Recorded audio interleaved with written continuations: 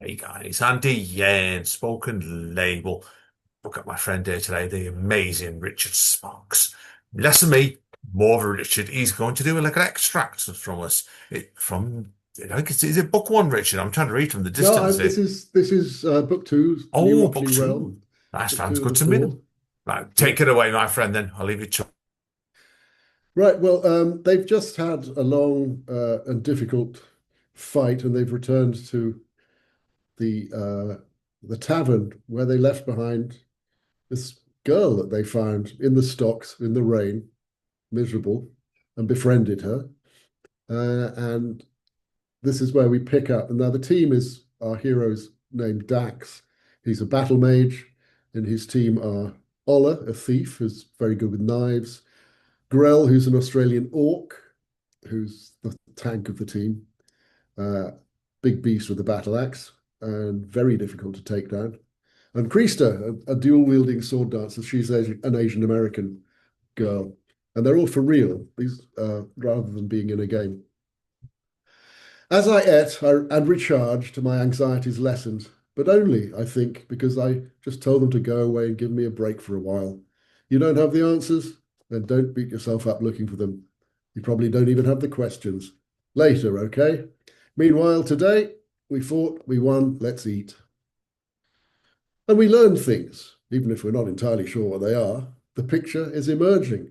Don't bang your head against it. Give it time. Stand back, consider. Life is lived forwards, but understood backwards. Keep going forwards.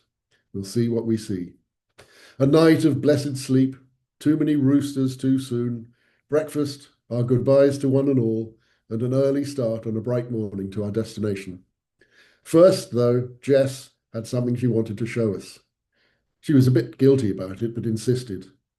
We saw why soon enough. She led us to a spot just outside the village and started uncovering a pile of leaves by a big beech tree.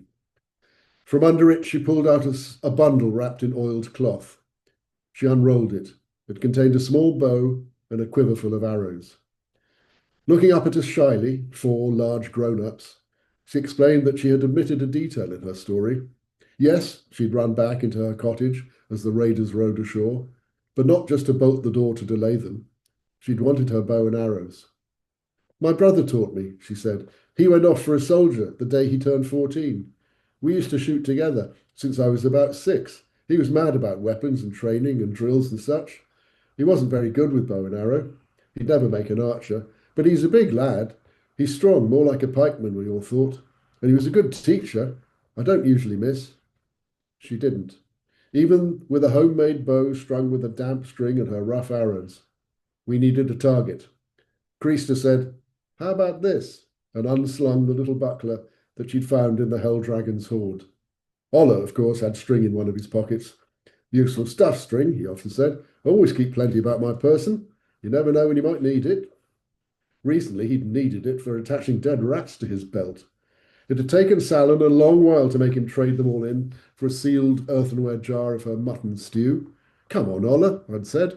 Little guy may have lived on rat half his life, but given the choice, what do you think he'd rather have? Raw rat or mutton stew? Ola had seen my point.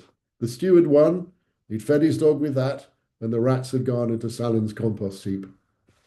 He strung Creaster's buckler up to a branch on a tree, and we all stepped back to give Jess room so that she could show us what she was made of. She wasn't as good as the rest of us, but excuse me, she wasn't as good as any of the rest of us, but we'd been trained by Sergeant Bastard. Even so, tongue stuck between her teeth, she hit the buckler more often than not from 20 paces, and her stance was good, weight just right, elbow up. Creaster said, Arla? Ola saw what she meant and unslung the little whitewood bow that we'd taken from the Hell Dragon's hoard from his back. Try this, and Jess, he said, offering it to the girl. She looked at it in awe, took it, hefted it, raised it, tested its string. We all watched, seeing how it fitted. Something changed. We all saw it and exchanged glances. We knew what it meant, even if Jess didn't. She reached for an arrow without looking for the doeskin quiver that Ola was holding for her. She knocked it to her bowstring, sighed. It was the sigh of someone coming home. Jess drew and loosed. The arrow missed the target completely. She giggled. She turned to us, her eyes shining. I'm not good enough for this, she said, not in a defeated tone, but in an excited one. Grell glowered at her and said fiercely, How do you know? Jess was taken aback, her happiness evaporating. I don't, she stammered. Good, Grell said, you don't, because I say you are. You're good enough for anything you put your mind to, and you don't want to argue with me, do you? No, no, Jess managed, cowed. And do you know how I know that? Grell went on forcefully, and I was thinking, hang on, Grello, this is a bit much. Jess whispered, No. I saw what happened. We all did. When you held it, it had found you, just like this found me. He unslung Fug from his back and showed it to her. An enormous orc with an enormous battle axe towering over a little orphan girl with a small whitewood bow. Jess looked at Fug, and then her expression changed as she studied it. She saw the walls and the layers of steel that had been folded into Fug's blades again and again and again. She's beautiful, she breathed at last. Isn't she just? Grell agreed. Her name's Fug. That's the name of our orc goddess of war. So she's special. Now, he said, slinging Fug back over his shoulder, you try again. Jess returned to her mark, nodded, knocked another arrow, and loosed, and missed again. She looked at Grell, puzzled. The rest of us might just as well not have been there. What am I doing wrong? She asked. Grell said, Let her do the work. Jess frowned. You're getting in her way, Grell said. When we fight, Fug and me, I let her lead. She knows what she's up to. She's an extension of my arms, and I'm an extension of her. I'm just the horse, she's the rider. I felt Shift laugh in my hand at that. What have I been telling you? The truth, I agreed. It's the same with me and my staff, I said, showing her Shift, who quivered with interest when Jess touched her. Jess thought about what we had said. Oh, you said it yourself, Grell pointed out. I'm not good enough for this. So, let the one that is good enough for this take over. You just get out of her way. Jess, unsure, knocked another arrow. She took her time, relaxed. She drew, bringing the flight back tight to her ear as she held, and aimed. She inhaled to the point of stillness that every true shot needs. She smiled and closed her eyes. And then, deliberately, she started waving the bow around and about, eyes tight shut so that she lost her bearings on the target. She slowed her waving and zigzagging to a gentle rhythmic motion, breathing normally, waiting.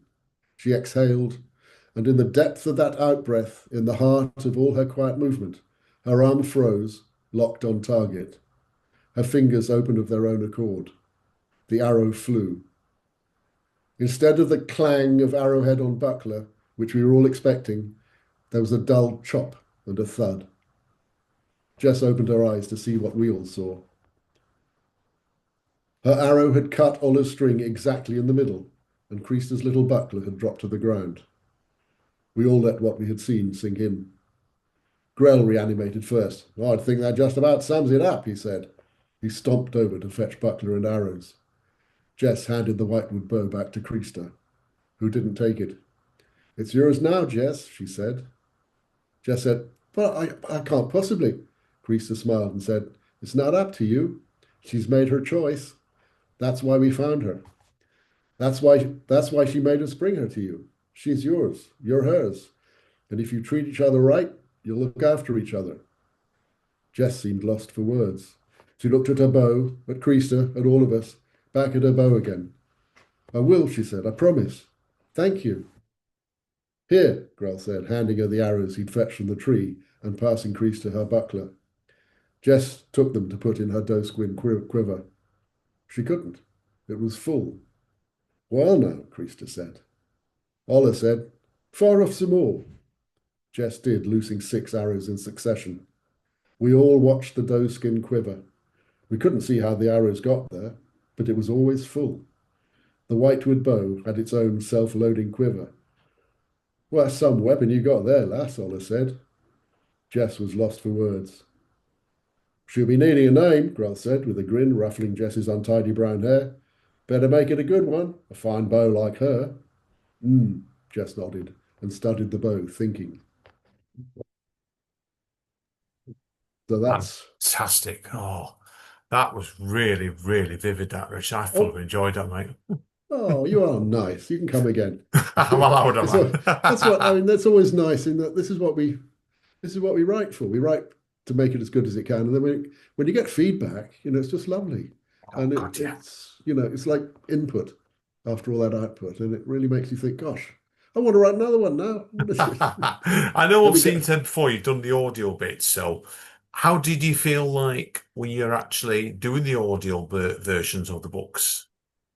Well, I was very lucky. A friend of mine who's actually was Oh, at school, high school, with my wife, Fred Sanders, is an actor and also a producer in LA, and he produced the Game of Thrones audiobooks for George oh, Martin with I don't know if oh. he did all of them, but he certainly did The Dance with Dragons, read by Roy Dotrice, wonderful English actor. And they made friends because Roy was in Beauty and the Beast, which Ron Kosloff and George Martin were the two writers on that. Ron created it. So they've known each other since the old days. But Roy Dotrice was pretty elderly by the time he did A Dance with Dragons, so he couldn't remember if Tyrion was Welsh or Scottish or whatever. And Brian would be Brian on one page and Brian on another. Anyway, but wonderful actor. So I had Fred to coach me through it. And he said, look, it doesn't matter. We know you're not a professional actor. Don't worry, just go for it. Because everyone loves to hear how the writer thinks, because your rhythm will be the right rhythm for the prose, even if you can't do a great.